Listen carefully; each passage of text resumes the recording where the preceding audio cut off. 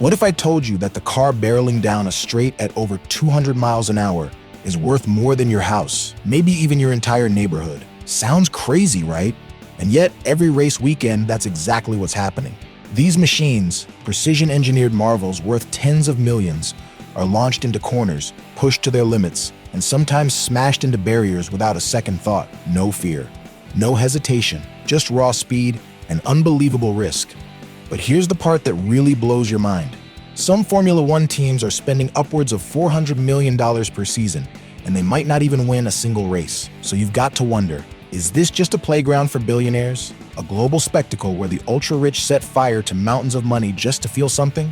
Or is there a method to the madness? That's what I wanted to figure out. Because behind the crashes, the champagne, and the screaming engines, Formula One might just be one of the most strategic, high-stakes business models in all of global sports.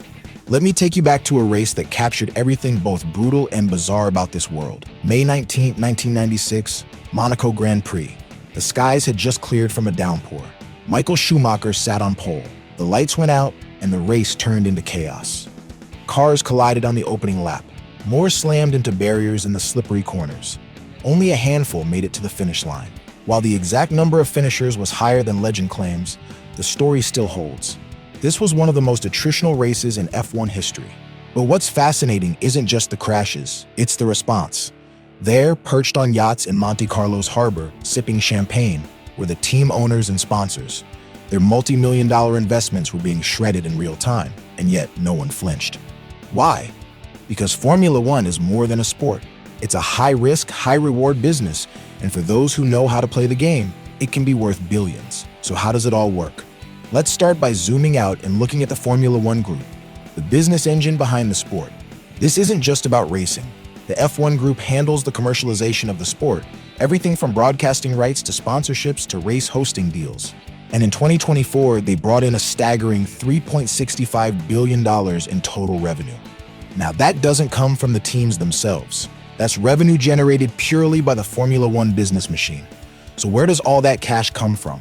There are four main revenue streams, and each is more lucrative than the last. First up, broadcasting rights. These account for roughly 33% of total revenue, or about $1.2 billion. TV networks and streaming services around the globe pay enormous sums for the exclusive right to show races. Why? Because F1 has become a global phenomenon, with fans from Miami to Melbourne. Second, race hosting fees. These contribute about 20 countries, and circuit owners pay anywhere between $15 to $60 million just to host a single race. And it's not just about ticket sales. For nations like Saudi Arabia or Qatar, it's about branding, using F1 as a symbol of modernization, progress, and global relevance. Third, global sponsorships. This makes up about 15 to 20% of the sport's income. Think of names like Aramco, Heineken, Pirelli, brands you see plastered across tracks and liveries. But they're not just paying for visibility. They're paying to be associated with speed, precision, luxury, and a fan base that skews young, wealthy, and global. And fourth, miscellaneous income, merchandise, licensing, hospitality, digital platforms like F1 TV. These make up the smallest portion, but together they still add significant muscle to the F1 financial engine. Now, here's where things get really interesting. The Formula One Group doesn't keep all of that money. Roughly 38%, or about $1.2 billion, gets paid out to the teams, but not evenly. F1's revenue sharing is governed by a confidential agreement known as the Concord Agreement, a pact between the F1 Group, the governing body FIA, and the teams. It determines who gets what, and let me tell you, it's anything but fair. Payments are performance-based, meaning the higher your team finishes in the Constructors' Championship, the bigger your cut. But legacy teams like Ferrari get additional bonuses just for sticking around. So while Ferrari or Mercedes might walk away with over $150 million, newer or less competitive teams might only receive $60, $70 million. And while that sounds like a lot, in Formula One, it's barely enough to survive. Because running an F1 team, it's one of the most expensive undertakings in the sporting world. Let's break it down. The biggest expense? The car itself. Each F1 car is a bespoke, one-of-a-kind prototype designed by armies of engineers. We're talking about ultralight carbon fiber chassis, wind tunnel-tested aerodynamics, and engines so advanced they make regular supercars look like go-karts. Those hybrid power units alone can cost up to $15 million a year, especially for customer teams like Haas, who buy engines from the likes of Ferrari or Mercedes. But that's just the beginning. Top teams like Red Bull or Mercedes employ 800 to 1,200 people. That includes engineers, mechanics, logistics teams, strategists, designers, and more. Even the smaller teams run with 300, 400 employees. And every one of those staff members, plus their equipment and cars, need to be flown across 24 countries each year. Now layer on top the cost of driver salaries.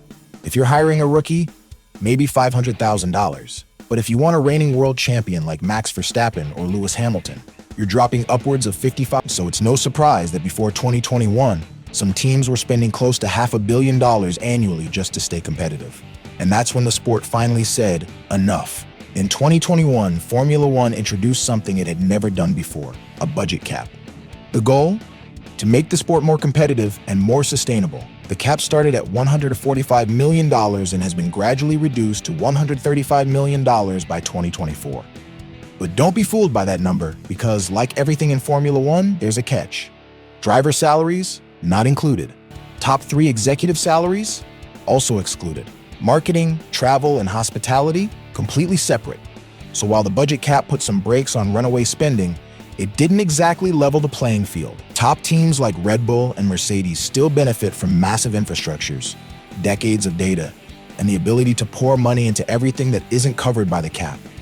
So where does that leave the smaller teams? How do they survive, let alone compete? The answer is a mix of creativity, partnerships, and raw efficiency. Take Haas F1 team. When they joined the grid in 2016, they realized they couldn't go toe-to-toe with the big dogs on budget, so they got smart. Instead of building every part in-house, they purchased as many components as the rules allowed from Ferrari. That drastically reduced their headcount and operational costs. Other teams, like Williams, lean heavily on technical alliances, driver sponsorships, and strategic investment just to stay afloat. And here's something most casual fans don't realize. Some drivers bring money to the team, not the other way around. These so-called paid drivers are backed by companies from their home countries. So while they may be less experienced on the track, they're walking sponsorship packages worth millions in off-track value. But let's go one step further. Let's say you're a billionaire who just sold your tech startup. You've got the cash, and now you want your name on an F1 car. Can you start your own team from scratch? Technically, yes. Realistically, prepare to write a very big check. Just to enter the sport, you'll need to pay a $200 million anti-dilution fee. That's money handed over to the existing teams, essentially a bribe to let you in without reducing their slice of the revenue pie. Then comes the infrastructure. You'll need a factory, wind tunnel access, design and simulation departments, testing rigs, and more. That's another $100, $200 million just to build the backbone of your operation. Designing and building a car from scratch? Add another $150 million. And remember, Formula One doesn't hand you a paycheck on day one. You'll need at least 2 years of cash reserves to survive before you can even think about breaking even. All in, you're looking at $500 million minimum. And that's assuming the sport even lets you in.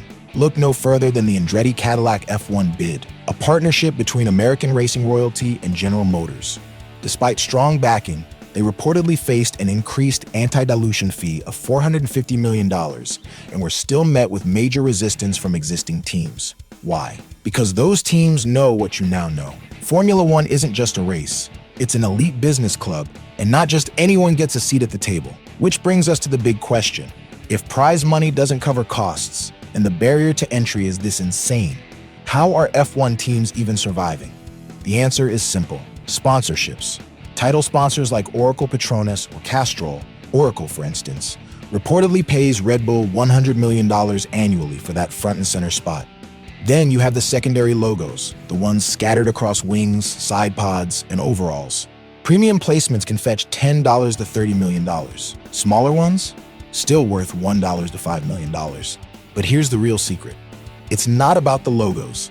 It's about the Paddock Club, Formula One's ultra-exclusive hospitality suite. This is where billion-dollar B2B deals get signed. CEOs entertain clients, brands wine and dine partners, and governments network with investors. F1 isn't just advertising, it's access, it's exclusivity. And it's why many companies don't view sponsoring a team as a marketing cost. They see it as a business development investment. And those investments, they're starting to pay off. Take Mercedes F1. In 2023, they posted a profit of over £83.8 million. McLaren, once deep in the red, swung from a £9 million loss in 2022 to a £12.9 million profit just a year later. Even Ferrari's racing division is believed to be solidly in the green. But the biggest windfall isn't the profit, it's the team valuations. Since Liberty Media bought Formula One in 2017, everything has changed. They turned a niche motorsport into a global entertainment juggernaut, thanks in large part to Netflix's drive to survive, social media, and digital engagement. And the numbers reflect that. As of 2024, the average F1 team is worth $2.3 billion. Ferrari leads the pack at $4.78 billion. Mercedes is right behind. Even former backmarker teams like Williams have exploded in value. When Doralton Capital acquired Williams Racing in 2020, they paid just worth over $1.2 billion. Today, that team is worth over $1.2 billion, a nearly 600% return in just a few years. So is Formula One a good business?